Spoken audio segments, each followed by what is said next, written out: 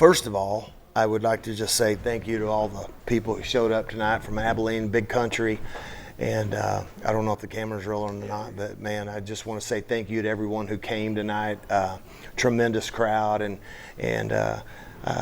apologize for the way that we started the football game and just made a couple of mistakes.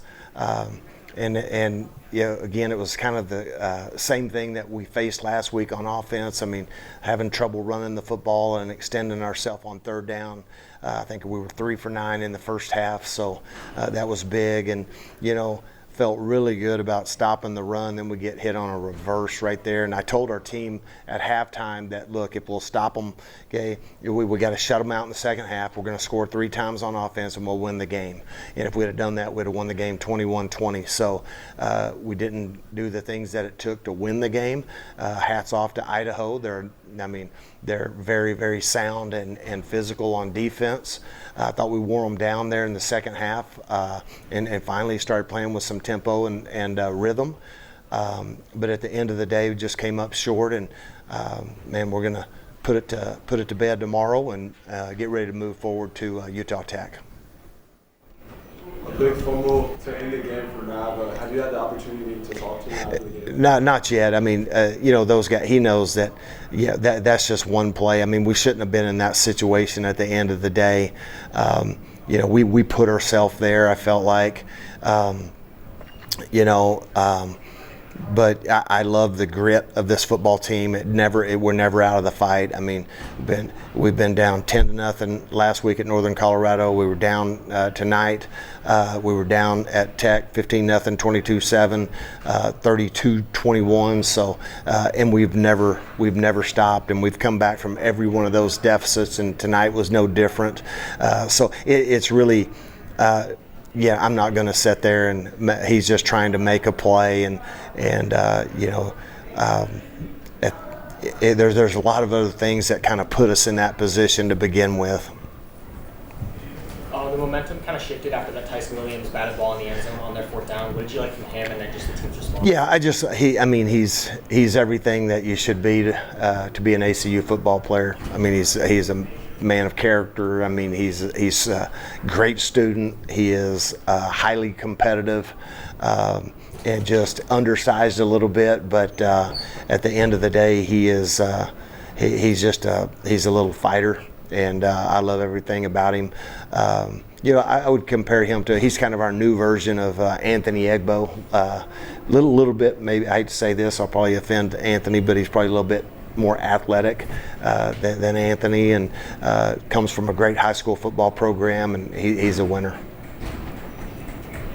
You cherish your defense in the red zone today. They went 4 for 5 in the red zone. What did you see for your guys to struggle in the red zone? You know, that these guys, they were 100% in the red zone coming into this game. You know, I just think that you know, we just didn't execute at times all the way across the board, whether that's, you know, whatever, coaching or whatever. I don't know. Like, I'll have to watch the film to really dive in to see what happened. You know, I know one of them was a busted coverage because we didn't cover the guy that went in motion. So, but other than that, I really couldn't tell you, you know, what was going on. I mean, I knew they were going to go. They knew if they went, you know, big personnel, they were going 13 personnel and 12 personnel. It kind of, I'm typically not quite as aggressive versus those groupings just because of the broad blocking surfaces. So we'll look at it and see what the problem was. What was the message to the offense at halftime after they struggled in the first half? Score 3 times. If you'll score 3 times, I told them if you'll score 3 times, we're going to shut them out. And I think, if I'm not mistaken, what they score in the fourth quarter? They scored 13. Let's see. Yeah, we shut them out except for the reverse in the second half. And I knew it. I knew that they're not going to score again on us. And they run a reverse. I mean. And it just like, I mean, I guess I can't help you. Like, I mean, you know, I literally sat there, and we were talking the other day, and our Thursday meeting after we go through a game script. I'm just like, look, you have front side, back side. If the ball is moving with speed to the boundary here, you guys on the backside are playing boot, reverse, and cut back, and I don't know what happened, but I can tell you this: I bet they were all turning and running and sometimes with all the right intentions, you play outside the framework of the system, and that's probably going to be a case. I hate to say that, but when I sat there and I turned and I looked, and all of our guys are on that side of the field, and here that guy comes. I mean, I thought about jumping out there and tackling him. I've seen that done before. How did you like the response specifically after that reverse, but then just throughout the second half? Yeah, I mean, I think it's almost like when stuff like that happens, and then the kids their backs are against the wall. It's like I think they get kind of a chip on their shoulder, like, oh man, we're gonna, that's, And I wish, I don't know. I mean, I don't know what the secret is to trying to get them to play with that chip on their shoulder early in the games. I mean, it's just I really do believe it's just a confidence, in yourself. I mean, like, and I try to instill that in them, and we're going to keep doing it, and no one's going to hang their head. And I'm telling you, I love being this team's coach. There's no quit. There's no negative attitude. There's no. And I know that we're tired of saying that. It's time for us, our big message has been, in our chapels and everything throughout the course of the week and the last couple of months has been about taking the next step, and now's the time to take the next step. And if we had just played with that energy and that passion that we played with in the second half, and the second half of Texas Tech, and the second half last week, I think, again, we've got to figure it out as a staff. Like, what are we missing here? Why do we try to ease into the game instead of just coming out and putting your foot in the carburetor and let's go? Todd Graham may have had his best statistical game as a receiver. And he had a great catch on that final drive. Yeah, that was a good. Hutt's just a football player. I mean, his senior year at Gunner, he scored 56 touchdowns. I mean, like, I didn't score 56 touchdowns in my entire career. I mean, like,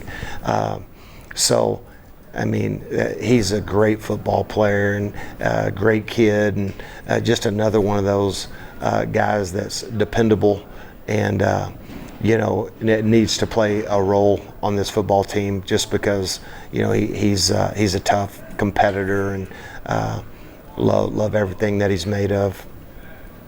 To start the season, there was always that message of undefeated at home, win on the road, and we'll be all right. Yep. So, moving forward now, what's your message to the team?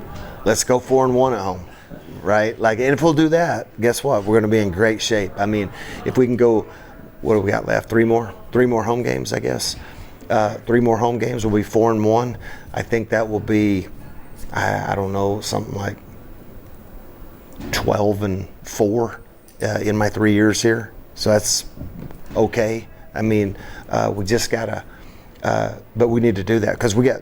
I mean, you got Central Arkansas at home, you got Southern Utah at home, and then Eastern Kentucky at home. So we got 3 really, really quality opponents coming in here, and that's the way I like it. I mean, like I'd like to play somebody like this every Saturday. I mean, it makes it fun and exciting for and guess what? We get to. Because Southern Utah's, I mean, they're just like these guys, and so is Central Arkansas. They're just like these guys. So, man, we got some great home games, and our goal now, all we do anytime, that we come up short, we just recalibrate and say, okay, let's go 4-1 at home. Because if you go 4-1 at home, you're going to have positioned yourself to play meaningful football in November. And because if you can beat those 4 guys at home, I guarantee it, you're going to position yourself for a successful season. J.J. Henry scored his first touchdown as a Wildcat. Yeah. What did that moment kind of mean? Yeah, I knew he was gonna. I told him the other day after practice, said, "This is going to be the day, JJ, that you score a touchdown. This will be the week." And he's you can see him. Guy, if we can ever just get him out in space, he's dynamite. He's lightning in a bottle, and we just got to figure out a way to get the ball in those guys that can, extend drives and take it to the house. And but again, we just got to come out of the gates faster than what we have the last 4 weeks, to be honest. Do you think that's some costly penalties, like some offsides and unnecessary roughness? Yeah. What's the message? Yeah. He drives alive. Their drives alive. What's the message? Yeah, it drives me crazy. I mean, but they called. I think we had a hands to the face. I think they called us for, they're right there on the 3rd and 11. I mean, it's early in the game. I mean, everybody's playing with emotion. The kids running, still trying to run, and our guys are I don't know. I have to watch it on video, but I didn't agree with that call. I mean, it's just something that you don't call that. I'm sorry, at that particular time of the game, and then our guys they made a great play and got penalized there, and that was huge. They scored a touchdown the next play, and then I don't know. I'll have to look at it, but it's. Some of it's just playing hard, and you get a hand up in the face. Well, you got to learn to pull it out. You can't leave it up in there. So, I don't know. We'll look at it and try to tighten things up. And we've been pretty good, really, for the most part, until tonight. I just thought it was just the timing of the penalties, right? That was just awful timing. You pride yourself in this offense on being able to have multiple guys to be able to hurt the defense. How did you see that kind of play out tonight? Yeah, I mean, without looking at the stats, I mean, like I said, you already brought up Hutt. I think Isaiah Johnson continues to run the ball tough. Like I said, Hutt had his career game. Trey Cleveland, it was good to, he see him back in action, and Nehemiah is just an incredible competitor, and it's really weird. We got to get our guys on the outside. Blaine and Javon, those guys got to be able to go up and make some of those catches that I felt like that probably could have been made, but we'll see. I mean, I think we're going to be that way all year long. There's just so many different guys that can step up each and every week. The 2 picks, what do you see behind that when you were watching? I don't really, one of them, it seemed that he just overthrew it bad. Sometimes he'll throw off his back foot a little bit and get that front shoulder up and throw it over. I can't, to be honest with you, I don't even know if I even saw the first one. But the second one just seemed like it was just an overthrow. I don't know if there was a miscommunication on the route, or whatever. But sometimes when it's that easy to pick a ball off something, there was a breakdown somewhere. I don't really know until I watch the video.